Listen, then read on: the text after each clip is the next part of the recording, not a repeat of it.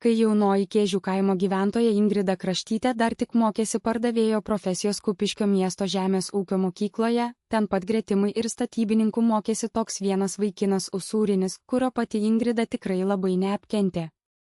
O jo neapkentė ne vien kėžietė mokinė Ingrida, bet ir didelė dalis paties Usūrinio klasiokų statybininkų.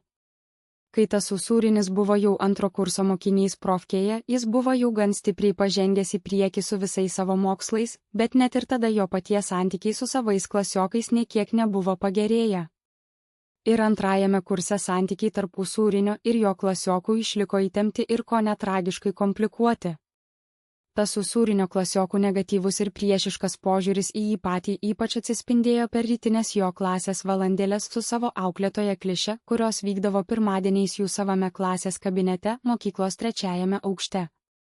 Kol nebūdavo dar į šią klasę atėjusi auklėtoja ir čia susirinkę sėdėdavo vieni mokiniai, antrakursiai statybininkai, jie visą savo pagiežą, negatyvą ir neapykantą ant paties nekenčiamojo klasioko Usūrinio kumščio išliedavo tiesiog atvirai. Akis į akį, visus savo įžeidinėjimus garsiai jam tardami. Kitaip tariant, klasiokai ne tik Usūrinis skriaudė fiziškai, bet dar ir prieš jį vis vartojo žiaurų psichologinį smurtą. Visokie žeminantys žodžiai ir prasivardžiavimai tai buvo visiškai jau įprasta iš klasiokų pusės Usūrinio atžvilgiu. Jį ypač žodžiai žeminti klasėje mėgo Saulys, Rėmas, Vaidelis, Mariekas, Ginkmedis, Viržas ir Užkimėlis.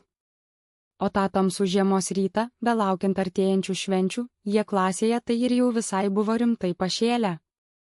2003 metų gruodis.